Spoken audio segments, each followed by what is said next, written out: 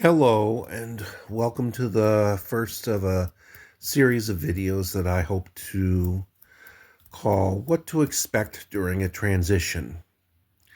And I already see a question coming up from the imaginary audience.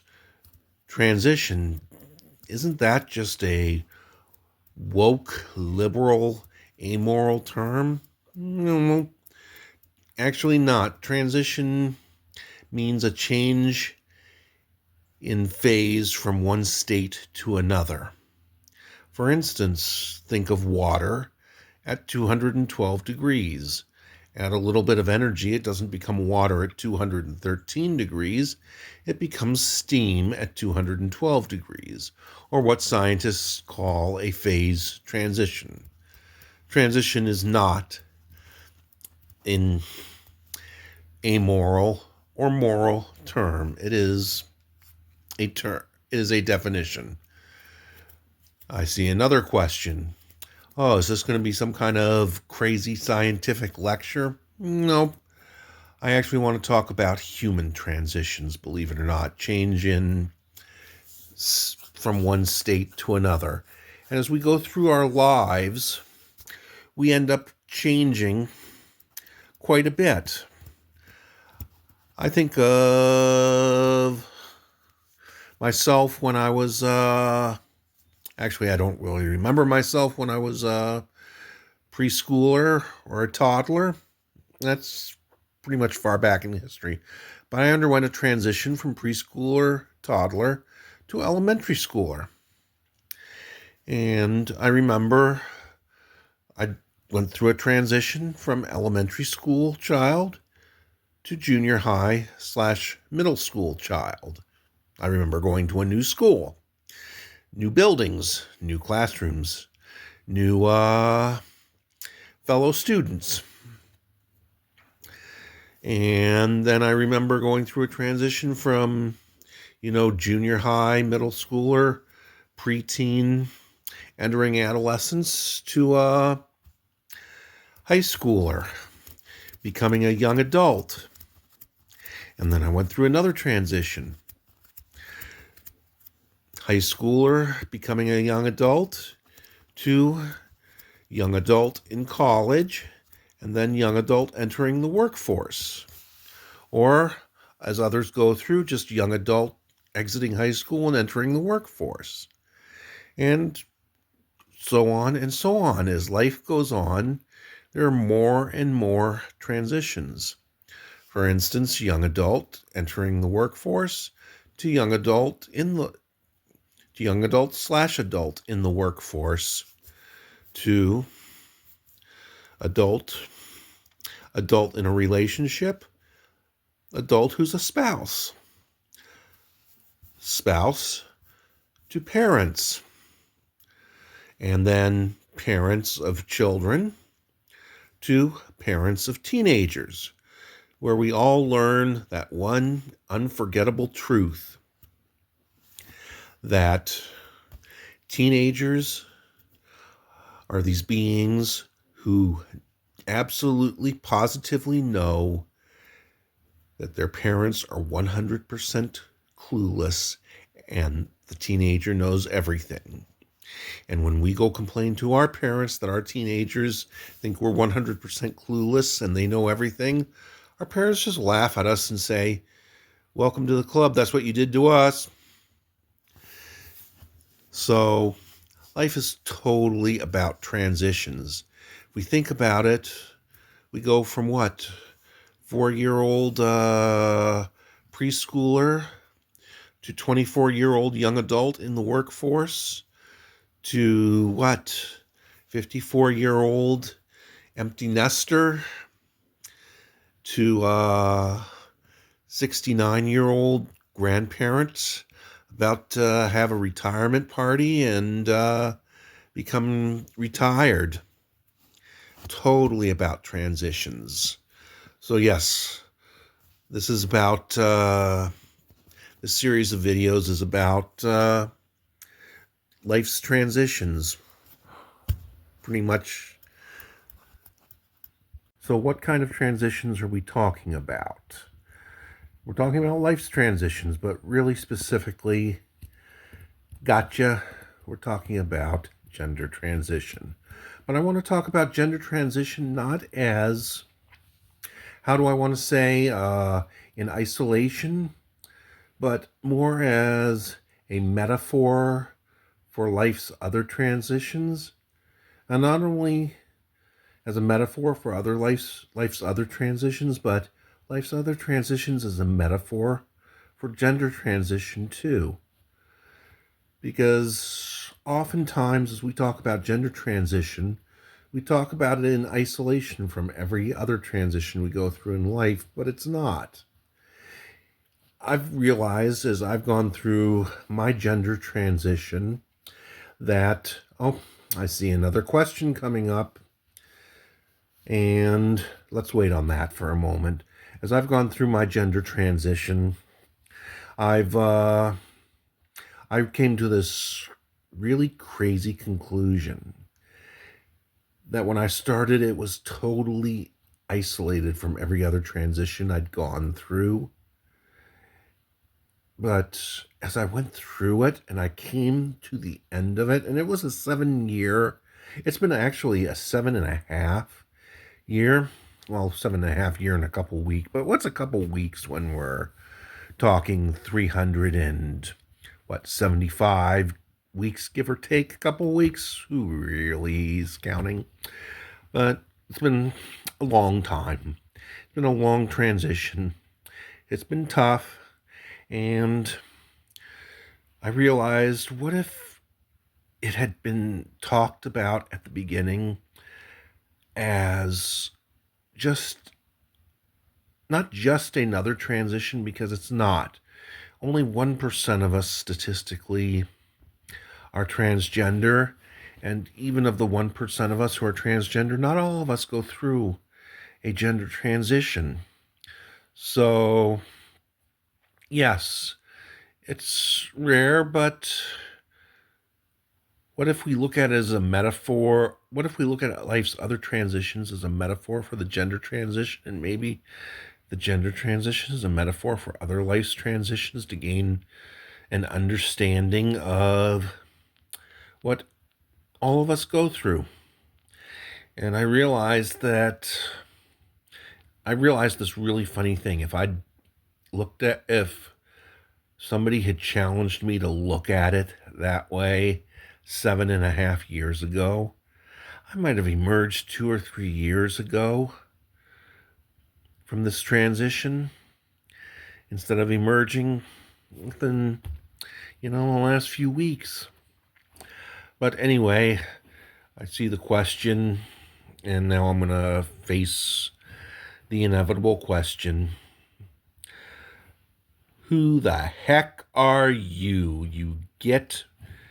You're bald and gray as heck. You're not even trying with that dang face. There's no makeup. Doesn't that look like some shadow under that nose of a mustache? That voice? Dude. That's a dude's voice. That shirt? Sorry, dude. Buttons on the wrong side. That's a guy's shirt. Those pants? Sorry. They zipped the wrong side. They got belt loops. Those are guys' pants. Those are guys' shoes on your feet. Guys' socks. You're a dude, man. You ain't no you ain't no woman. And this gets really back to the first essential. This question gets back to the first essential premise I want to go on. I am the expert on myself. And I am only an expert on myself. I may know quite a bit about a few other things. I have some book knowledge and some learning, so I may know a bit about other things, but I'm pretty much an expert on myself and only myself. Everyone else out there viewing this video, I not only I'm going to say that I'm not even going to pretend that I know a bit about what you're thinking. I'm not going to have the arrogance to say that I know better than you what you're thinking, because I don't. Every one of you is the expert on yourself. I'm the expert on myself. I'm the expert on how the most valid way for me to present is.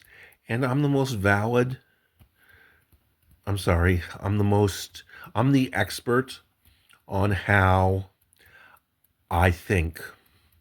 Just like every one of you is the expert on how you think, every one of you is the expert on how you present.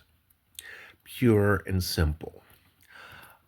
I am not, I do not have the arrogance of a portion of the world that says, I know better than you what you should think. That's not me. So that's the first rule. I know me. I know what I am. I know the most valid way for me to present on this day, at this time, as I record this video is. Nothing more, nothing less.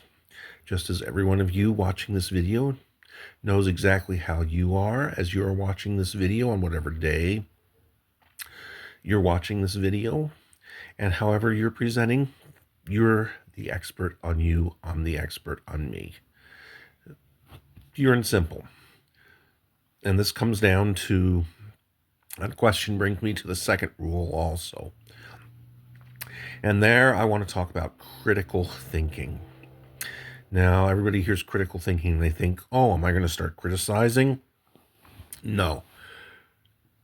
The question starts getting into criticizing thinking. Criticizing thinking is demeaning. Old geezer, can't learn any new tricks, washed up. That's criticizing thinking. Bald, dude face, well, maybe criticizing. Fat as heck, criticizing. No. Critical thinking is more along the lines of stating what I have and don't have. Yep, don't have any hair on the top of my head. That's critical thinking. Critical thinking is, yep, there's some shadow under the nose.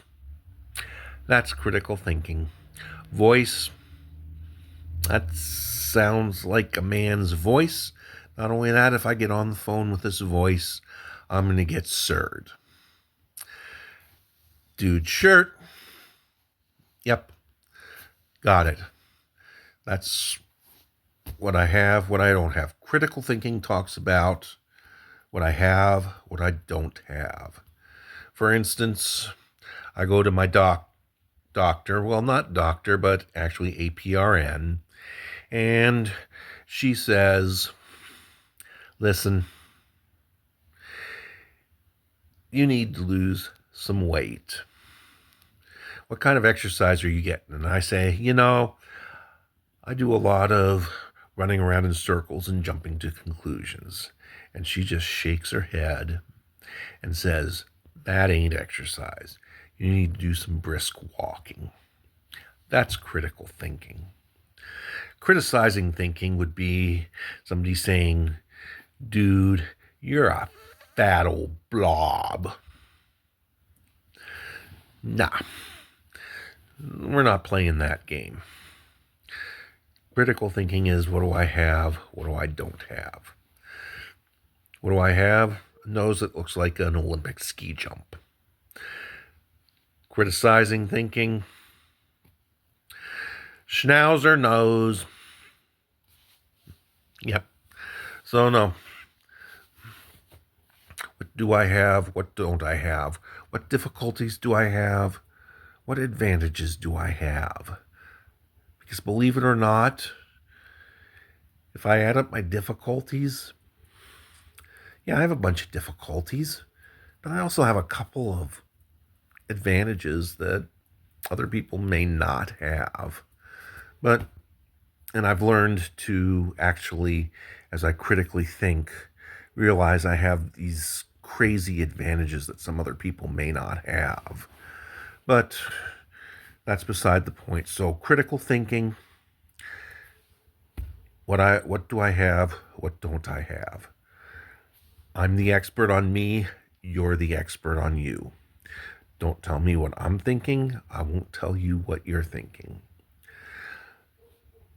Corollary to that, what I've this series of videos is very much about what I've gone through, not what anybody else has gone through. I'm trying to say what I've gone through, what I've experienced. I'm hoping that somebody can pick up maybe a little something from what I've gone through so they can come up with something that helps them a little bit. I'm not pretending to say that I know everything, because guess what? I'm human. I'm wrong at least as often as I'm right. That's part of being human. Anybody who tells you that they're wrong less often than they're right, I start going, actually, anybody who tells me they're right more often than they're wrong, I start going, auga, auga, because that's not how the world works, unfortunately. But that's just me, so I'm just going to say maybe what I've gone through hopefully will help somebody, and this is the whole point of the video. So one is I'm the expert on me. I know what I've gone through. You're the expert on you. You know what you've gone through. Maybe what I've gone through can help you. I hope so. Two, critical thinking. What do I have? What don't I have? And guess what? I'm going to talk about critical thinking, and I'm going to be pretty blunt on what I have and what I don't have at times. But I've learned that I'm one of these people who takes a, how shall we say, caring and compassionate, hey, knucklehead, a lot better than a caring and compassionate, what are you thinking about? I need a hey, knucklehead, unfortunately. That's critical thinking. That's me. So the third rule is I'm the expert on myself. And what am I? I'm a transgender female. I am not cisgender. I'm not a cisgender male. I'm not a cisgender female. Therefore, I claim no expertise on those matters. I'm not a transgender male. I do have some basic overriding similarities, such as gender dysphoria, discomfort with my body, that transgender males do. Think about it as I may have a pink t-shirt that says gender dysphoria because I don't look the way I want to. A transgender male may have a different color t-shirt that says gender dysphoria because they have a body that they don't look like. They have a body that doesn't match their mental image. Same theme, totally different details, different color shirt, different color, not color, actually probably different color lettering, and different lettering entirely.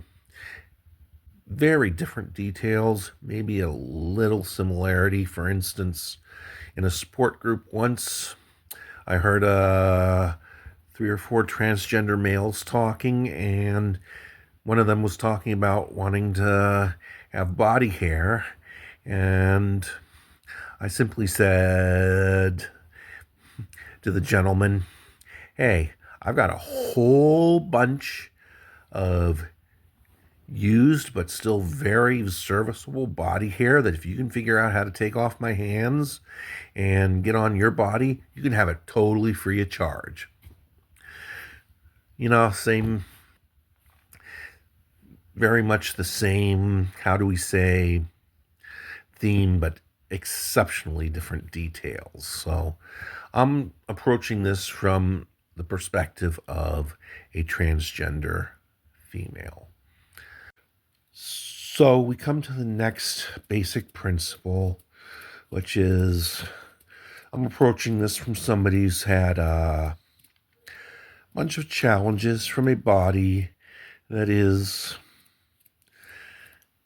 challenged or difficult from a feminine perspective. Let's just be honest here. This body doesn't even rate as mediocre on the feminine attractiveness scale. This body pretty much goes down past ugly, past bugly or butt ugly, down to fugly or freaking ugly. And guess what?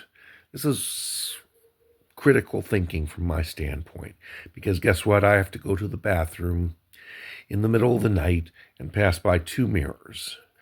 About 25 to 30% of the time I've trained myself to be able to not look in either mirror.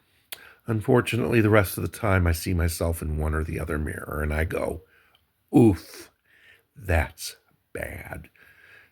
Because I'm attracted to the female form and I get that this is not an attractive female form, period, end quote.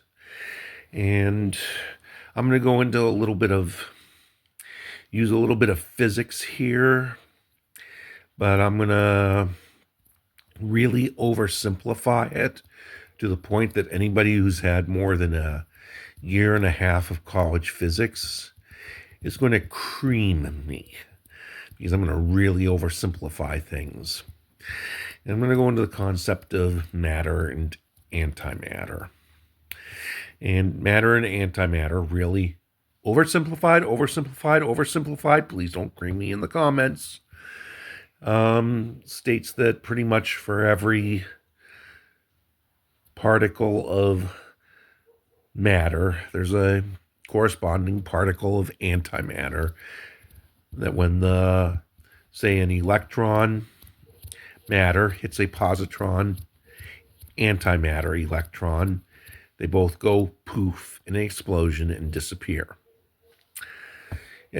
I'm thinking of it more as a thought game than true physics. And for all you physics professors and students out there, yes, I get that Stephen Hawking used matter and antimatter to prove that black holes do exist.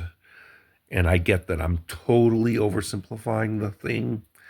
But the bottom line is I'm really trying to draw a parallel more than anything else.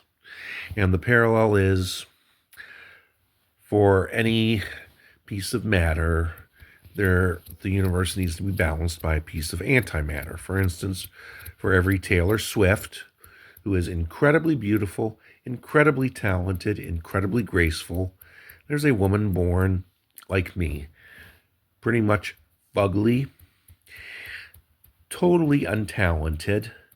In fact, I could have a career singing solo that nobody could hear me.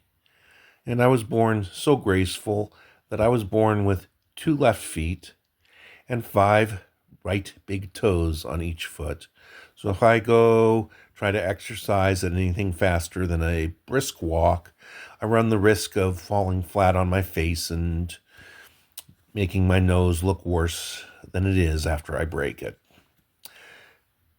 That's pretty much where I am. So I'm coming at this from my perspective. I'm not saying that this is anybody else's perspective. In fact, I'm not even saying that I have pretty much the worst screaming anybody could get, because guess what? Look at my neck. No Adam's apple, or almost no Adam's apple. I can't even claim to have gotten creamed with an Adam's apple. Guess what? So that's the way it is. And finally, the 5th point I'm coming to is I'm going to refer to WPATH, the World Professional Association of Transgender Health. And they have a set of guidelines. And stop. Please don't use this as a forum to comment on WPATH guidelines, because they are what they are. I'm just using them as simply a point of reference. And I understand that there's some in the community who think the WPATH guidelines are the best invention since wine and cheese. And there's some in the community who think the WPATH guidelines are pretty much a total bunch of gatekeeping hoo-ha. And there's probably a lot in the community who are like me, who believe, yep, there's some sense to some of them. Some of them are neek, and some of them are, who thought that up? Did they have their heads so far up their rear end that they have brown boogers coming out of their nose? Actually, WPATH, if you want to comment on their guidelines, go there. They want feedback. They want to hear from our community and know how they can improve the guidelines to better serve us. So please don't clobber me on WPATH. I'm just using it as a point of reference, nothing more. There's no commentary on the validity or the invalidity of it. As you can guess, I'm not 100% in either direction. I am where I am on the spectrum of agreement with WPATH, somewhere between 1 and 99%, and where I exist on that spectrum is my personal business. And where everyone else exists on the spectrum is their personal business, and please don't make this a forum for that discussion. What I really want to create is a set of videos that talk about what I've been through. And there were challenges that I didn't realize were coming down the road until 4 or 5 years in, that if somebody had provided me a roadmap at the beginning, I might have gone, oh, wow, I need to get on this right away, and maybe something would have been different. And getting back to the beginning of this conversation where I talked about life's transitions and how we approach all of these transitions with no roadmap or idea of what's coming. For instance, a 5-year-old has no idea of what's coming as they hit kindergarten. However, there's one major transition where there really is some kind of roadmap, believe it or not. And that is the transition from being a couple, a pair of spouses, to parenting, being a parent. And there's this amazing roadmap called What to Expect When You're Expecting. All of a sudden, pregnancy test happens and the little doodad goes plus or yes or whatever the company's signature thing is, and all of a sudden you're like, oh my word, in 8 months or so, we're going to be parents. What the heck do we do? What the heck is coming our way? Guess what? There's a book called What to Expect When You're Expecting. And What to Expect When You're Expecting, as I remember, very much in the foreword states that this is absolutely not what's going to happen at week 3, day 3, or month 2, week 2, day 4, but kind of a general guideline of what's coming down your way. And not only that, there's follow-up books, and I don't remember the exact titles, so please don't clobber me for not getting the titles correct.